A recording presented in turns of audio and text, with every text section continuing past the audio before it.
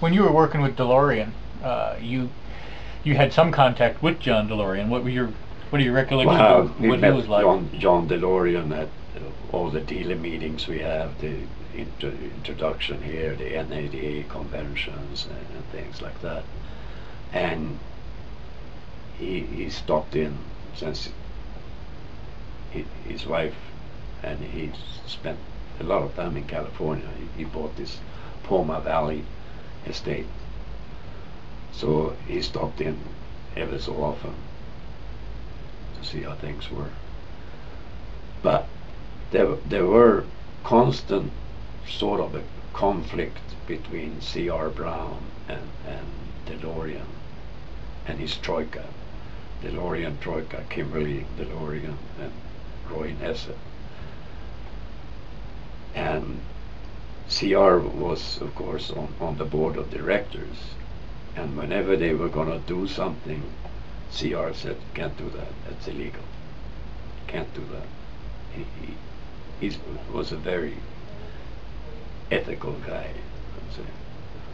So they voted him off the board to get whatever they want through. And it got to the point where even C.R. Brown realized that they probably were going to get rid of him before the cars even had come into the country. And there was actually a board meeting in California where I think they had planned to get rid of C.R. Brown.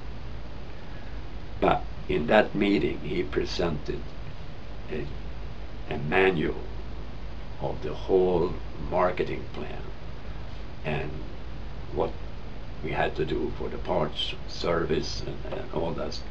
And they were sitting in this board meeting with open mouth. It was a business plan that was outstanding.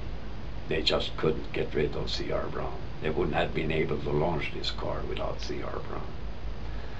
So then he was back on top and everything, and they signed off on everything. And the day after, I could order all the stuff. My racks that you have out here, the forklift, built up the whole setup, Richard. But C.R. Brown had constant objections to things that they came up with, which was not ethical. You were always pretty busy with all the DeLorean car stuff. You didn't have anything to do with any of the other projects that John always seemed to have his fingers in. Suzuki, well, I tell you, Romeo. half the time went to other projects. I mean, he was going to take over Alfa Romeo, so I had to investigate all their parts inventory and see how we could handle that stuff. And we were driving Alphas as company cars for a while.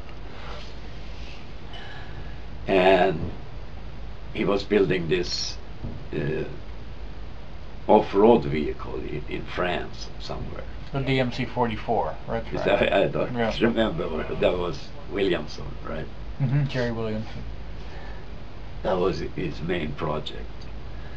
And what else was it? Jesus.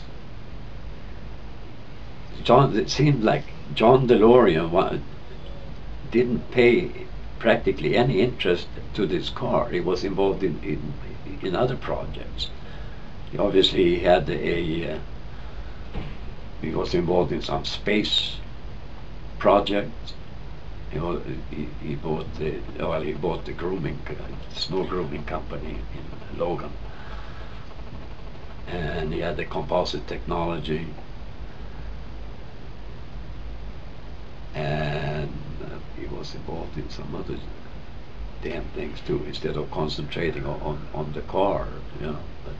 Well, there were probably at least 3 or 4 different DeLorean books written after the thing. There was Hard Driving by Bill Haddad. There was Dream Maker by Ivan Fallon. There was Grand Illusions by Hill Levin. I'm sure you've read all of those. Do you have any opinions on any of them? I'll say the most truthful and accurate is Bill Haddad's hard driving. Bill Haddad was obviously a good guy, a real good guy. He had known Delorean from Detroit and admired Delorean for what he did in General Motors, and was a close friend of the family. He was a political journalist, you could say. Now, C.R. Brown and Bill Haddad got along very well. Then, obviously, this is hearsay or direct from the horse's mouth.